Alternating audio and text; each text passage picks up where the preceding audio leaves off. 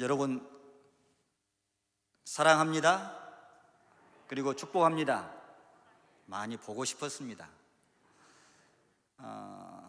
우리 담임 목사님을 위시해서 중앙 가족들이 저희를 위해서 기도해 주셔서 죽지 않고 살아왔습니다. 많은 힘든 그런 시기를 겪었지만은 그런 가운데서도 하나님이 지키시고 보호하셔서 그 은혜 가운데서 거하다가 이렇게 무사히 왔습니다.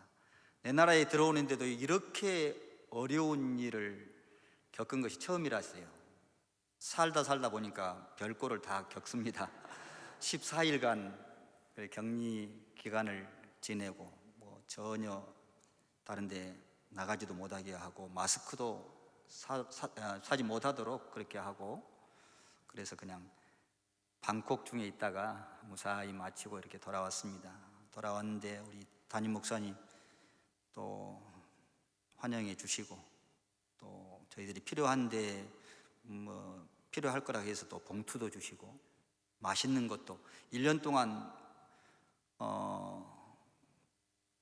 식당에를 가보지 못했는데 처음으로 우리 목사님이 스타트를 끊어주셔서 식당에 가서 맛있는 음식도 이렇게 사주시고, 또 사모님 바리바리 필요한 것들을 그렇게 채워주셔서 얼마나 감사한지 모르겠습니다. 잠깐 이렇게 말씀을 귀한 목사님들을 통해서 주신 말씀을 듣지만은 잠깐 말씀을 전하고 선교 보고하도록 하겠습니다. 본문 27장은 일종의 항해 일지라고도 할 수 있습니다. 사도 바울이 죄수의 신분으로 로마로 압송되어 가는 항해 도중에 발생한 사건이 기록되어 있습니다. 자신의 마지막 사역지인 로마로 가기 위해 무던히 애쓰던 이 바울은 이제 드디어 로마로 가는 항해길에 오르게 됩니다. 그러나 바울의 여행길이 그리 순탄치만은 않았습니다. 유라굴로라고 하는 광풍을 만나기도 하고, 스르디스라는 큰 모래톱에 만을 만나 좌초될 그런 위험에 처하기도 하고, 14일 동안 먹지 못하는 그런 어려움에 처하기도 했습니다. 인생길이 쉬운 것은 아니지요. 인생은 종종 배를 타고 먼 바다로 나가는 항해의 비유가 됩니다. 그렇게 비유하는 몇 가지 이유가 있습니다. 인생은 바다를 항해하는 것처럼 잠시 배를 타고 편안하게 지낼 때도 있지만은 고통과 여러 가지 아픔이 있는 것이 인생이요. 또 인생은 예측할 수가 없습니다. 성경은 말씀합니다. 너는 내일 일을 자랑하지 말라. 하루 동안에 무슨 일을 만날는지 알 수 없습니다. 오늘은 멀쩡해도 내일은 어떤 일이 있을는지 우리가 예측할 수가 없잖아요. 바다에서도 누구도 장담할 수 없습니다. 언제 폭풍우가 불어닥칠지 모르는 것이 바닷길이요. 물론 일기예보를 통해서 듣고 조심하는 경우도 있지만은 예측할 수 없는 그런 상황이 벌어지기도 하는 거예요. 인생길도 마찬가지입니다. 내 인생이 이렇게 될 것이다 라고 장담할 수 있는 사람이 누가 있습니까? 이런 풍랑이 있는 인생길을 가지만은 우리에게 두 가지 소망이 있습니다. 첫째는 이 인생 항해가 끝난 다음에는 하늘나라의 아름다운 안식이 있다는 것이고, 두 번째는 이 인생 항해 동안 무슨 일이 닥칠지 모르지만 우리는 예수님 때문에 평안할 수 있다고 하는 것입니다. 오늘 바울은 이런 풍랑 가운데서도 평안을 누리면서 오히려 이 배에 타고 있는 275명의 승객들을 위로하고 있다는 것입니다. 본문 22절 말씀 보니까 내가 너희를 구원하노니 이제 안심하라. 25절에서도 그러므로 여러분이여 안심하라. 자 보세요. 바울이 똑같은 한 배에 타고 있습니다. 풍랑을 똑같이 만났습니다. 성경의 기록은 아니지만은 아마도 풍랑을 만났을 때 그 사람들이 어떤 행동을 하고 어떤 반응을 보였을 것인가. 다른 사람들은 다 죽겠다고 난리를 펴고 이제 끝장났구나 하면서 소리를 지르고 안절부절 못하고 있는데 야단 법석이었을 거예요. 제가 예전에 여기 한국에서 목회할 때에 목사님들하고 울릉도를 방문한 적이 있습니다. 그런데 그때 뭐 바람이 불지도 않고, 그런데 이 백길이요 어떻게 된 것인지 참얼미는 안 하는데요, 그 80% 정도의 목사님들이 거기서 토하고 얼굴이 새하얗게 되고 정말 꼴이 아니에요. 그런 모습을 보았어요. 그런데 풍랑이 일면은 어떻게 되겠는가? 멀미약을 먹고 기미태를 발라도요 소용이 없더라고요. 참멀미를 안 하신 분들도 배멀미는 얼마나 심하게 하는지요, 그때 보고서 이 바닷길이 참 무섭기는 무섭구나 하는 생각을 했었습니다. 오늘 바울은 마음속에 평안을 누리면서 지금 다른 사람들을 위로하고 있습니다. 어떻게 그럴 수가 있지요? 도대체 이 바울이 가지고 있는 이 평안의 비결이 무엇일까? 바울도 똑같이 풍랑을 만났습니다. 정말 어려운 그런 여건 속에 있습니다. 우리가 인생 항해를 하는 동안에 우리에게도 강풍이 불어 닥칠 때가 있습니다. 정말로 인생에 생각지도 못한 어려움이 닥치기도 합니다. 자, 그런 가운데서도 어떻게 평안을 가지고 우리가 목적하는 그 장소까지 무사히 잘 도착할 수 있겠는가 하는 것입니다. 그것에 대한 한 가지 비결이 있는데, 그것은 바울이 끊임없이 하나님과 소통하고 있었다고 하는 것입니다. 어떻게 소통할 수 있을까요? 기도함으로. 우리의 환경과 여건과 상황이 좋지 아니할지라도 거기에 굴하지 아니하고 하나님과 소통함으로 하나님이 주신 평안과 위로함을 통해서 인생길을 가는데 무사히 갈 수 있어요. 오늘 다른 사람들은 다 죽겠다고 포기한 상황에서도 마음의 평안을 누릴 뿐만 아니라 다른 사람들을 위로하고 다른 사람들을 살려내는 일을 바울 사도가 했다고 하는 것입니다. 도대체 그렇게 할 수 있었던 비결이 무엇일까? 오늘 본문 23절과 24절 말씀에서 내가 속한 바 곧 내가 섬기는 하나님의 사자가 어젯밤에 내 곁에 서서 말하되 바울아 두려워하지 말라.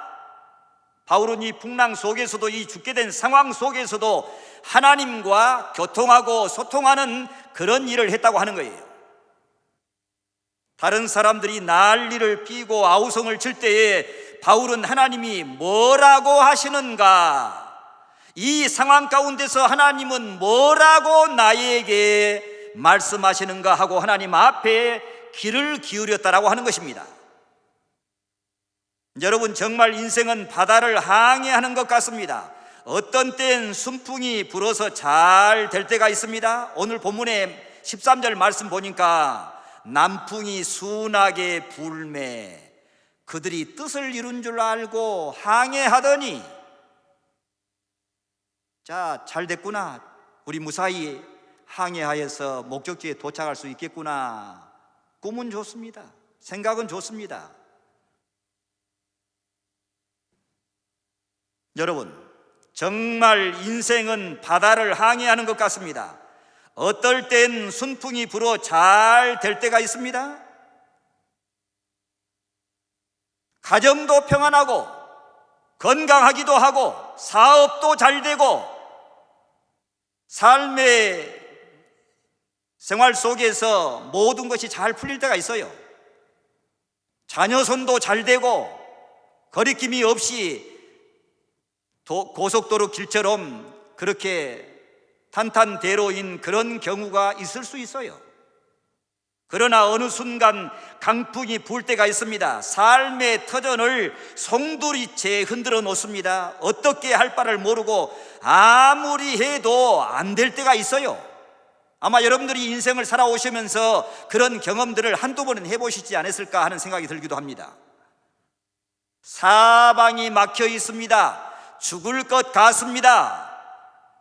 그런 경우 어느 누군가는 도저히 감당할 수 없고 인내할 수 없고 상황이 극에 달할 때에 마지막 선택을 하는 그런 경우들도 있습니다. 광풍이란 무엇입니까? 자기가 컨트롤할 수가 없어서 가는 대로 두고 쫓겨가는 것, 자기가 제어할 수도 멈출 수도 없습니다. 그저 휘몰아치는 것을 맞을 수밖에 없습니다. 오늘 본문 15절 말씀에도 쫓겨가다가 16절 말씀에도 그냥 쫓겨가더니 어떻게 할 도리가 없어요. 방법이 없어요. 해결책이 없습니다. 오늘 우왕좌왕하면서 울부짖는 275명의 다른 승객들과 같은 우리의 모습인가, 아니면은 폭풍 속에서도 주님께 귀를 기울이면서 주님의 음성을 듣고 감사하는 바울과 같은 나인가, 우리는 한번 생각해 보아야 돼요. 인생항해에 풍랑이 몰아칠 때에 우리가 해야 할 것이 있습니다. 그것은 조용히 주님 앞에 나아가는 것입니다. 그래서 주님의 음성을 들어야 하는 거예요. 다른 것이 중요한 것이 아닙니다. 주님의 음성을 들으면 살아날 줄로 믿습니다. 만일 주님의 음성이 들리지 않는다면 어떻게 해야 할까? 자신을 돌아보면서 하나님, 나에게 있는 이 죄, 나에게 있는 이 거짓된 죄, 위선의 죄, 사람을 무시하고 비판하고 오만불손하고 교만하고 정죄하면서 하나님의 자리에 앉아 있으면서 다른 사람들을 심판하고 정죄했던 이러한 죄들, 하나님 앞에서 내놓고 회개해야 할 것입니다. 그렇게 하면서 하나님과 이 소통의 통로를 깨끗하게 해야 하는 거예요. 저는 이 코로나 바이러스가 왔을 때에 이것은 하나님께서 우리에게 보이는 사인이고, 하나님께서 우리에게 다시 오실, 두 번째 오실 예수 그리스도를 오시기 전에 하나님께서 우리에게 경종을 일으키고 경고를 하시면서 너희들 준비해라 하는 것으로 저는 개인적으로 생각했습니다. 그러면서 날마다 이렇게 코로나 바이러스로 인하여서 활동하기에 제약이 있고 많은 어려움이 있기 때문에 어떻게 하느냐? 그 시간들 단순히 TV 앞에서 TV나 보고 그렇게 시간 보내는 것이 아니라 그 시간대에 하나님과 깊은 교제 속에서 더 소통하고 교제하고 관계 속에서 이렇게 생활을 하고, 또 그 기간이요, 저는 오히려 성경을 많이 읽는 시간, 그리고 말씀을 묵상하고 말씀을 연구하고, 그리고 설교를요, 그 1년 기간 동안에 저는 설교 여러 편을 준비했어요. 하나님이 주신 기회, 하나님이 주신 시간, 하나님이 주신 이 때를 어떻게 사용해야 할 것인가, 하나님 앞에서 나는 어떤 삶을 살아야 할 것인가, 오늘 주님이 오시면은 기쁨으로 주님을 배웠고, 오늘 내 영혼을 불러가시면은 나 주님 앞에 서리라 하는 이런 마음 가지고 날마다 준비된 삶을 살기 때문에요, 저의 영혼은 오히려 영적으로 힘을 얻는 시간, 은혜로운 시간이 되었었어요.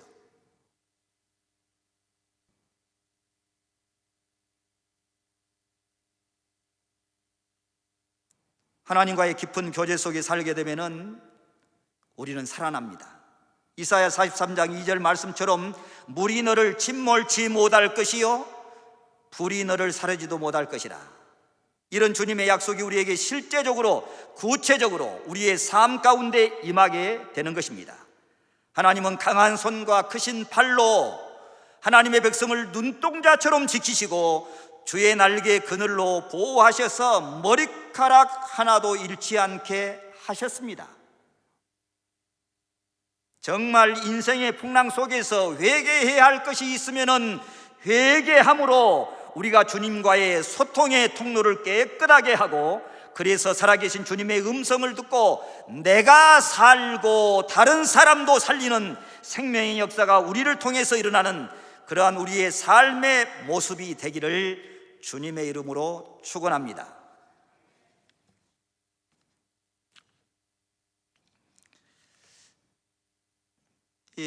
지금 현재 멕시코는, 우리나라는 이렇게 방역 대책을 잘해서 그래도 참 잘하고 있는데, 멕시코는 확진자 수가요 232만 3,438명, 오늘 통계입니다. 오늘 통계.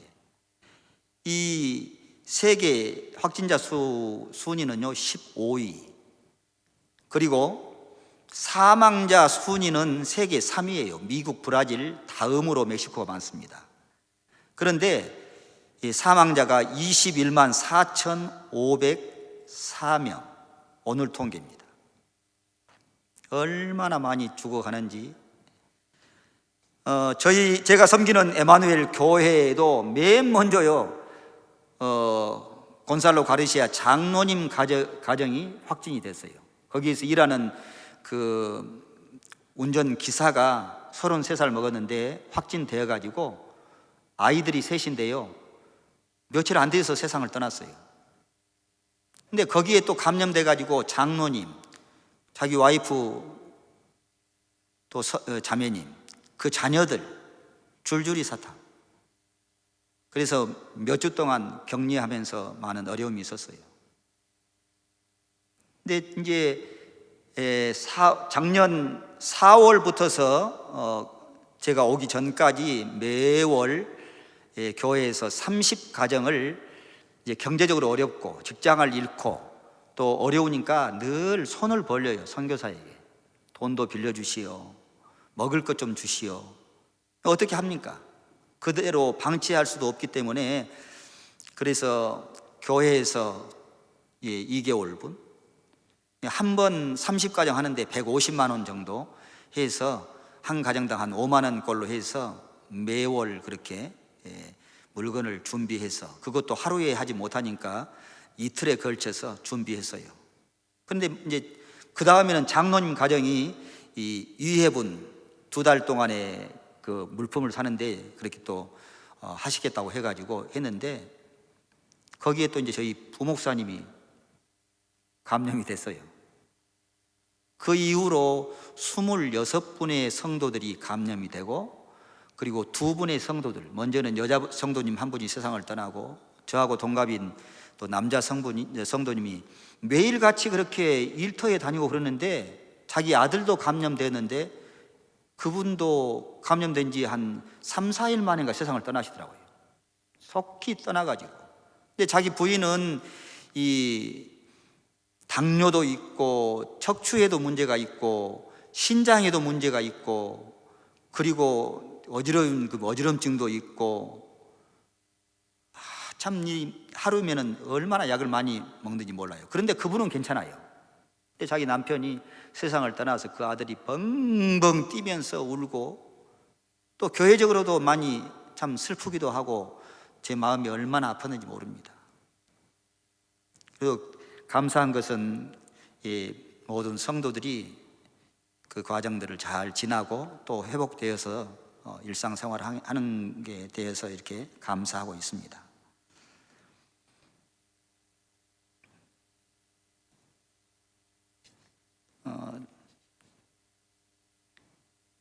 이 멕시코의 개신교 목사님들이요 500명 이상이 세상을 떠났습니다. 500명 이상이. 왜냐하면 성도들이 확진되어 가지고 아프다고 하니까 목사들이 신방 가가지고 그 가족들이 확진되어 가지고요 목사들이 그렇게 많이 죽었어요. 장로교 목사들만 50명 이상, 그리고 장로님들은요 700명 이상이 세상을 떠났습니다. 장로님들만. 개신교 성도들은요 3,000명이 넘게 세상을 떠났어요. 성도들이.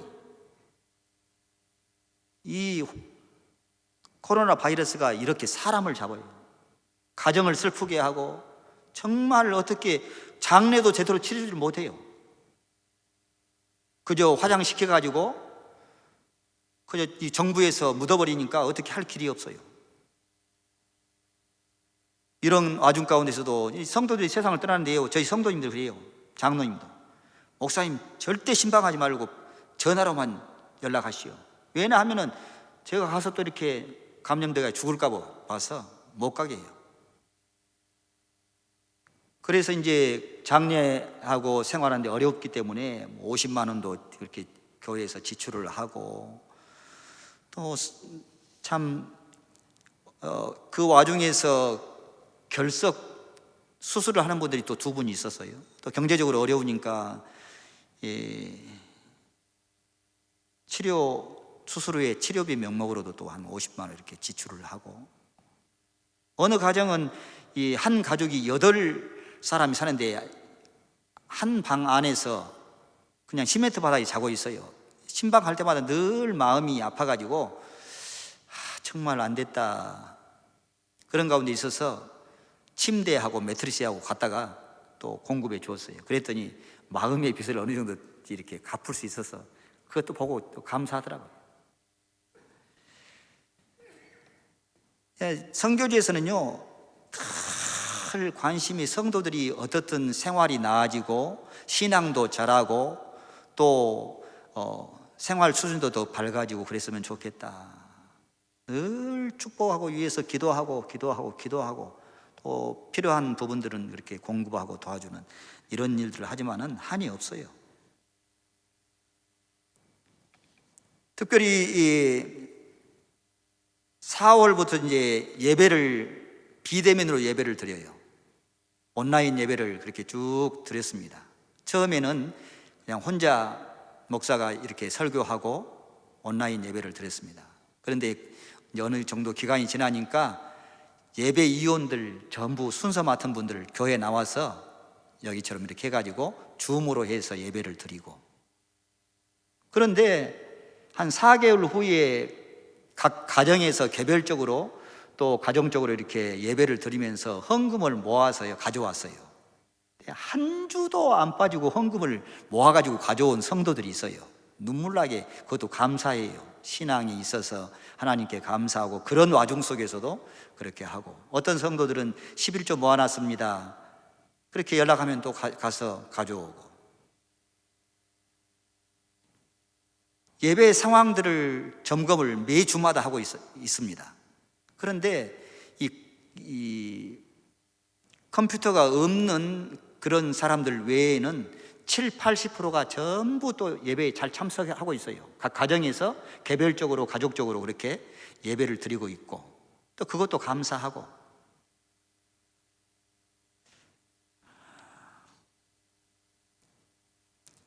제가 이제 안식년 끝나고 돌아가서 매년 1월 첫 주일은 임마누엘 교회가 설립 기념 주일이기 때문에 외부 강사를 초청해 가지고 1월 첫 주일을 그렇게 지냅니다. 선물도 준비해서 컵에다가 그렇게 그림도 그려진 이런 것들 하고 여러 가지 이렇게 선물을 준비해서 모든 성도에게 또 나누기도 하고, 또 특별한 그렇게 케이크를 크게 이렇게 마련해서 점심 식사 후에 또 나누기도 하고, 저희는 그렇게 한 70여 명 이렇게 모여서 예배를 드리고 있지만은 매 주일마다 우리 중앙교회처럼 예배 후에 온 성도들이 함께 교제하면서 식사하고 있어요. 근데 교회에서 전체적으로 한 것이 아니고 성도들 개인들이 자기 먹을 것에다가 한두 사람 더 그렇게 대접하는 그런 마음으로 준비해 가지고 와서 다 나누니까 그것이 부패가 되어서 그렇게 같이 식사하고 교제하니까 얼마나 풍성하고 좋은지, 또 그것도 감사할 일이에요. 매월 1월 중에는 이틀 동안 특별 세미나를 하고 있습니다. 마음을 새롭게 하고 영적 각성과 다짐을 하면서 새해를 시작하는 그런 마음으로 그렇게 이틀 동안 토요일 오전부터서 오후 늦은 시간까지, 그리고 주일 오전하고 또 예배 시간 그렇게 해가지고 빡세게 해서 새해를 새롭게 시작하는 그 일들을 그렇게 매년 실시해 오고 있습니다. 여전도의 세미나를 매년 2월 중에 또 예부 강사를 초청해 가지고 시행을 하고 있습니다. 여전도회도 매주 월요일 오후 5시면은 여성도들이 함께 모여서 주제를 나누면서 하나님의 성경 공부하고, 그래서 성도들의 신앙이 더욱더 성장해 가고, 이런 일들이 있습니다. 그래서 그 일들을 지속적으로 하고 있고, 매년 3월과 4월에는 릴레이 금식 기도를 실시하고 있어요. 이제 이 고난주간하고 부활주일 그때까지 해서 저부터 시작해서 매일 하루씩 금식하면서 이 고난 당하시고 죽으시고 부활하신 영원한 생명과 소망을 주신 예수님을 깊이 생각하는 그런 시간을 갖도록 하기 위해서 그 일들을 시행하는데 성도들이 다 이렇게 참여해서 또 그것 또한 감사한 일입니다.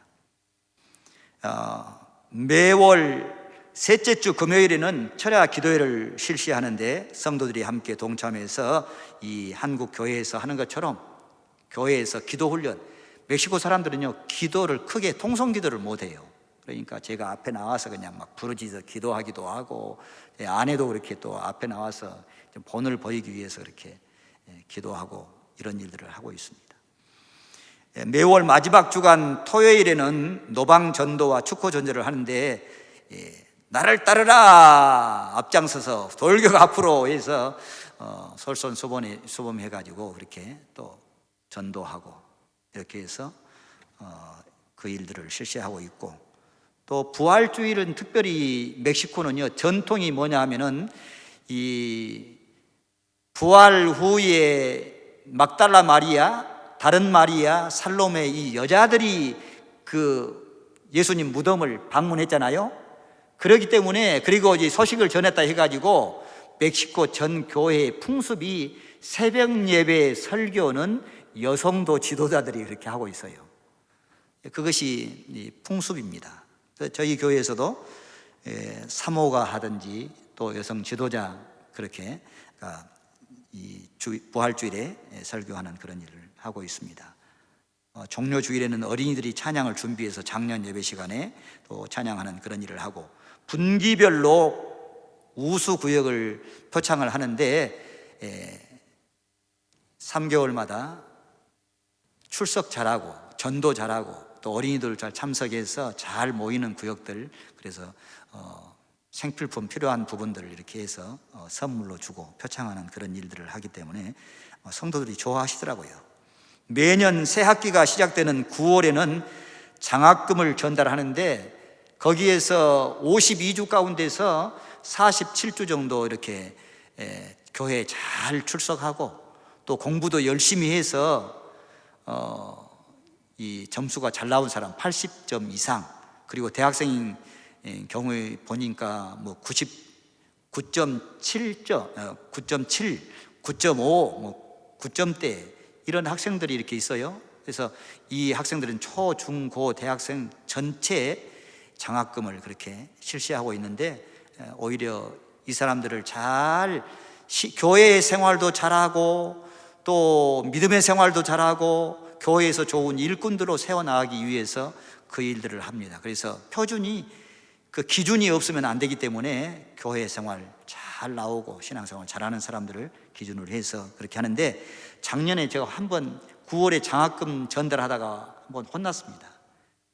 이 11시에 그 장학금을 지불하도록 해서 학생들 다 나오도록 해서 교회에 나오도록 했는데요, 10시 한 20분경에 이 은행에 가서 돈을 인출하려고 하는데요, 돈 인출이 안 돼요.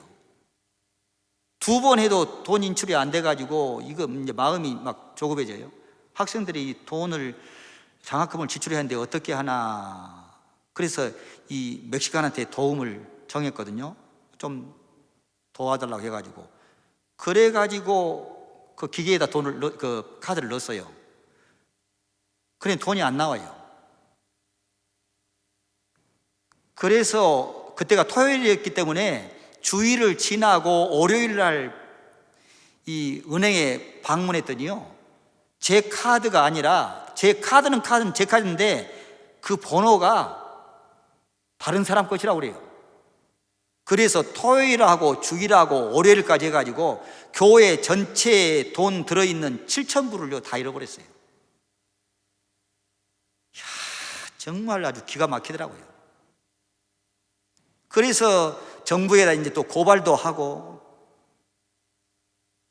CCTV가 있기 때문에 그거 좀 찾아야 되겠다고 하면서 이야기해도 찾을 길이 없다는 거예요. 어떻게 할 길이 없어요. 그런데 저희 교회 장로님께서, 목사님 그거 찾을 길이 없으니까 제가 절반 제가 이렇게 헌금하겠습니다. 우리 교회 장로님이 절반, 그리고 제가 또 절반, 해서 그 헌금 돈 채워 넣습니다. 참 연금 보았어요. 그래서 이제 돈을 또 찾아서 다른 돈을 찾아가지고 가서 다 장학금을 지출하고, 그래서 학생들이 또 힘을 얻고 또 신앙생활 잘 하니까 얼마나 감사한지 몰라요. 매주 금요일 오후 4시에는 어린이 전도협회 사역을 하고 있습니다. 그래서 교회에서 전체 원하는 사람에 한해서는 교육을 받게 해서 교육 이수자들이 그렇게 우리 성도의 가정에서 또 교회에서 그 일들을 할 수 있도록 그렇게 해서 어린이 전도협회 그 사역을 하고 있습니다. 그래서 새로운 사람들, 어린이들이 이렇게 교회에 나오고 또 이렇게 해서 얼마나 감사한지 모릅니다. 2018년도 이 안식년 끝나고 나서 제가 안식년 있는 동안 우리 중앙교회에서 배워가지고 새생명 축제 하는 것 배워가지고 그대로 가서 또 교회에서 이렇게 하고 있습니다. 카피해가지고. 그래서 하루에 3번씩 기도하고 또 일주일에 3번씩 이렇게 전화하고 또 뭐 사탕이든지 뭐든지 좀 준비해서 한 번씩 만나서 하도록 해가지고 이 새생명 축제도 하고 있습니다. 얼마나 감사한지 몰라요.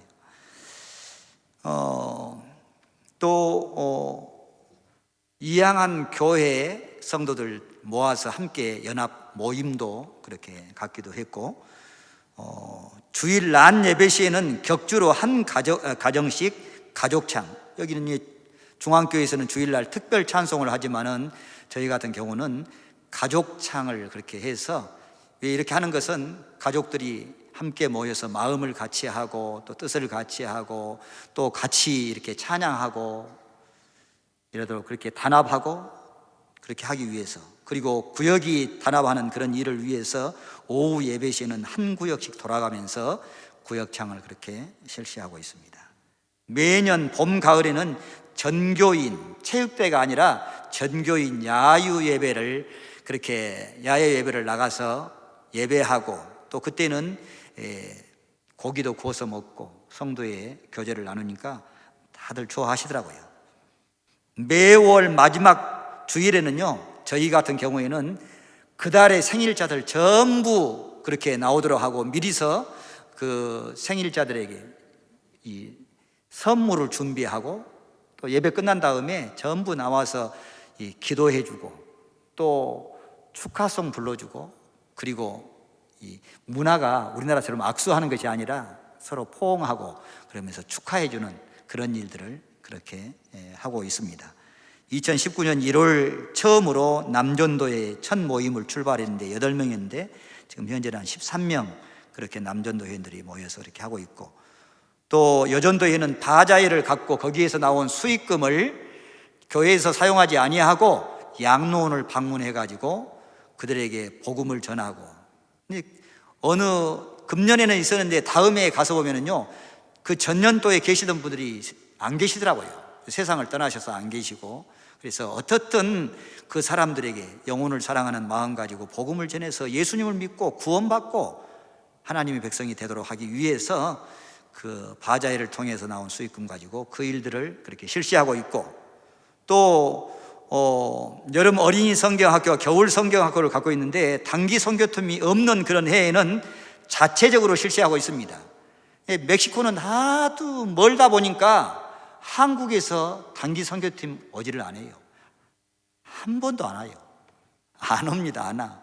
이 동남아는 가깝기 때문에 많이 다니고, 또 국경 지역에는 선별해가지고 하도 많이 멕시코 LA 지역에서는요 많이 오기 때문에 선별해서 받는다 하더라고요. 근데 저는 멕시코 시티에서 2시간 밑에 길이라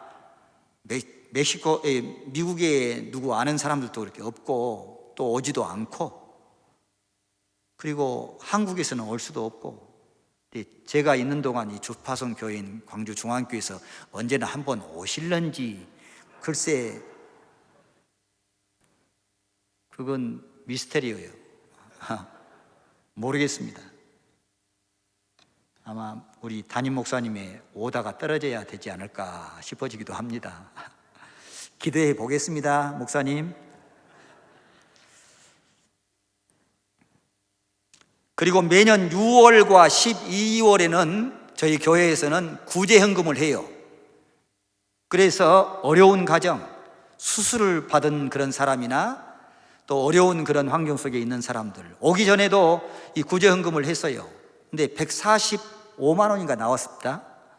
근데 그거 가지고 어린애를 낳았는데 8개월 되었는데 아이가 태어났어요. 그래서 인큐베이터에 있고 그러니까 거기에 또 전달해주고, 그리고 또 일주일에 3번씩 피투석을 하는 자매가 있어가지고 거기에는 한 4번 정도 이렇게 50만 원도 하고 30만 원도 하고, 또 필요할 때 이렇게 공급하면서 돕는 일을 하고, 혼자 사는 그런 독거노인, 생활이 어려운 분들, 이런 분들에게 그렇게 해서 7가정 성도들을 선별해 가지고 지출을 했습니다. 이 일들을 그렇게 매년 2차례씩 그 일들을 실시하고 있어요. 그래서 어떻든 사랑을 심고 어떻든 그들을 그렇게 세워서 그리스도인들로 이렇게 세워나가는 일들을 하기 위해서 그 일들을 그렇게 하고 사랑의 실천을 하고 있습니다. 추수감사 주일도 각 가정에서 준비한 그런 과일들 다 가져오면 우리 중앙교회처럼요 다 진열을 해놓고, 우리 성도들도 아마 먹고 싶고 그렇게 하겠지만은 교회에서는 그렇게 사용하지 아니하고 그것 가지고서 그 다음 날 월요일에 고아원 방문하고 또 양로원 방문해서 거기에서 나온 또 추수감사 헌금도 전부 그 가지고 와서 그들에게 전달을 해주는데, 그래서 그들에게 또 복음을 전하고 어떻든 복음을 심어서 예수 생명이 그들에게 심겨지고 그리스도인으로 살아가도록 하기 위해서 그 일들을 하는 거예요. 우리 성도들에게 그렇게 못해서 안 하는 것이 아니라 밖에 있는 사람들에게 영혼을 그렇게 생각하고 관심을 가지고 그 일들을 하고 있는 것입니다. 1년의 전후반기로 리더 영적 재충전을 매년 하고 있습니다. 그래서 장로님 부부, 또 보목사님 부부, 저희 부부, 그래 주제를 줘요. 금년에는 이 거룩에 대한 부분, 다음에는 또 믿음에 대한 부분, 그리스도인이 누구인가, 장로의 그런 역할이 무엇인가, 여전도 회장의 역할이 무엇인가 하는 등등 이 주제를 주어가지고 한 2개월 동안 잘 준비하게 해가지고 이틀 동안 새벽부터서 저녁 늦은 시간까지 아주 빡세게 그래 주제를 나누면서 서로, 그러니까 그 시간이요 참 너무 좋더라고요. 그래서 오히려 리더자들에게 힘을 불어일으켜 세우고 서로 대화를 나누고 필요한 부분들을 나누면서 그렇게 하기 때문에 너무 좋아요. 그래서 힘을 얻고 좋아하는 이런 모습을 보기 때문에 그 일들을 매년 전후원에 이렇게 실시하고 있습니다. 또 12월 매년 이렇게 마지막에는 수고한 일꾼들에게 좀 선물들 잘 준비해 가지고 나누어주는 그런 일을 하고 있습니다. 교역자, 구역장, 일꾼들, 그리고 찬양 사역자, 회계, 찬양 대원들, 이 사람들에게 이렇게 선물을 해서 전달하고 위로함으로 이렇게 조그만 것이지만은 그런 마음의 표를 하고 있습니다. 2019년도에는요 따바스코 주에서 새 예루살렘 교회가 135주년 그 기념으로 해가지고 전국 순회를 하는데, 특별히 저희가 이렇게 신청을 해가지고 저희 교회에 와서 참 찬양을 준비를 잘하는데, 바닷가 지역이거든요. 근데 거기에 먼저 복음이 들어와 가지고 지금은 137년이 됐습니다. 근데 이렇게 그 기념 주일이 되어지면은 전국을 다니면서 성가대원들이 교회 다니면서 이렇게 찬양을 통해서 하나님께 영광을 돌리니까 너무 참 좋더라고요. 2018년에는 제가 이렇게 안식년 끝나고 갔는데 리모델링을 했습니다. 근데 교회 건축한 지 얼마가 되지 않았는데 우리 교회 장로님께서 목사님 우리 리모델링 합시다 그래가지고요 예쁘게 리모델링 했습니다. 돈이 많이 들어가는데 우리 교회 장로님이, 제가 안식년 끝나고 갔는데 목사님 차 사줄랍니다. 여러분 선교사가 이 차 사준 그런 선교사 있는가 모르겠어요. 차 사주겠다고 그래서 뭐 빈말이겠지 했는데 교회에서 1,300만 원, 장로님이 1,000만 원, 제가 200만 원, 그래가지고 2015년 중고 이 도요타 차를요, 그래서 지금 잘 굴리고 있습니다. 할렐루야. 참 이것도 하나님의 은혜예요. 선교사가 차를 선물 받고, 우리 교회 장로님이 어떻게 하니 막 섬기려고 해요. 의자하는데도 절반 500만 원 돈 가지고 와가지고 헌금하랍니다. 식당 공사하는데도 또 잘 그냥 섬기겠습니다. 잘 해놨어요. 얼마나 감사한지. 어떻게 하든지 목회자를 돕고 그렇게 해서. 그런데 장로님 딸이 대학 다니면서 그렇게 임신해가지고요, 제가 치료를 했어요. 아마 징계하면은 그만뒀을 그런 사람들이 있을 수 있어요. 장로님 불러다 이야기했어요. 장로님이 장로님이고 또 자녀들 교육을, 신앙 교육을 시켰지만은 이건 덕이 안 됩니다. 교회 유익이 안 됩니다. 어떻게 하겠습니까? 한적한 곳에 가서 기도하고 불러다가 이야기했어요. 교회 앞에서 광고하고 치리해야 되겠습니다. 어떻게 하겠습니까? 목사님 받겠습니다. 순종하겠습니다. 6개월 동안 공적인 기도 못했어요. 신방 못해요. 아무것도 못해요. 그 딸도 이제 그 교사 직분 거뒀어요. 이거 쉬운 일이 아니에요. 그런데도 잘 목회자가 하나님의 교회의 성성을 위해서, 이 거룩함을 위해서 하나님의 말씀이 바로 선포되어지고 성례가 바로 시행되어지고 이것이 하나님의 뜻이기 때문에, 그래가지고 교회에다 광고했습니다. 이러이런 일로 장로님이 교육을 시키고 잘했어도 자녀가 순종하지 아니하므로 교회에 유익이 안 되고 덕이 안 되기 때문에 치리합니다. 공포했습니다. 6개월 동안 잘 순종했어요. 그러니까 다시 교회 앞에 광고했습니다. 오늘부로 해제합니다. 위에서 기도해 줬어요. 교회에다가 차를 하나 새 것 또 헌물했어요. 이름 내지 아니하고 광고할까요? 그랬더니요, 안 하겠다고 그래요.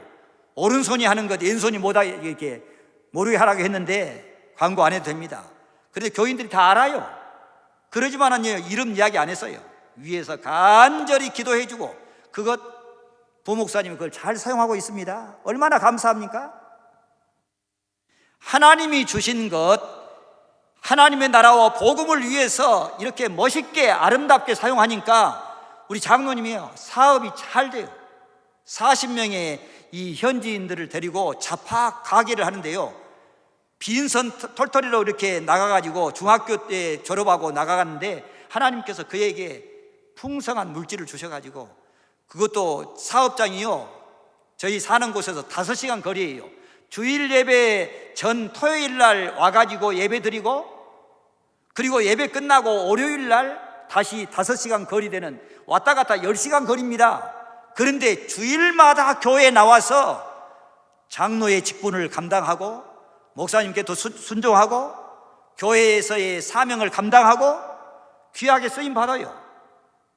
얼마나 멋있습니까? 이름 없이, 빚도 없이.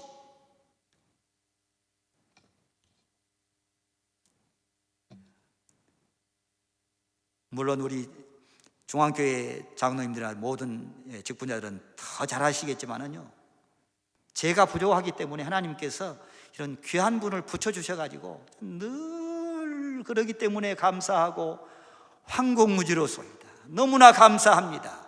제가 무엇이 간데 사역할 수 있도록 이런 일꾼을 붙여주셨습니까? 볼 때마다 좋고 볼 때마다 감사하고 날이면 날마다 축복해요. 날이면 날마다 축복하지 않을 수가 없어요. 물론 온 성도들을 위해서 저는 새벽마다 온 성도들을 위해서 축복하며 기도합니다. 물론 우리 이 중앙교회를 위해서, 우리 담임 목사님을 위해서, 사역을 위해서, 교육기관을 위해서, 부교육자들을 위해서, 기관을 위해서 이 마지막 시대에 하나님 중앙교회 선교를 위해서, 복음을 위해서 아름답게 사용해 달라고 기도해요. 감사한 것은 2018년 3월 18일부터 현지인 부교육자를 그렇게 모셔가지고 지금까지 3년 동안 잘 사역을 했어요. 이제 3년 마쳤기 때문에 또 제가 물어봤어요. 다시 함께 같이 사역할 것인가 그랬더니요, 다른 사역지를 찾아서 가겠다고 그래요. 올 때까지. 그래서 2개월 동안만. 그래서 사역하는데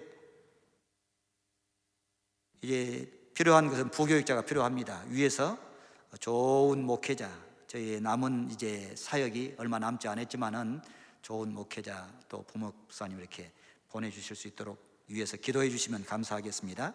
안식년 이후에 제가 가가지고 지금까지 2018년부터서 작년까지 해가지고 유아 세례 4명, 작년 세례자 27명, 그리고 7명의 입교인들에게 입교를 할 수 있었어요.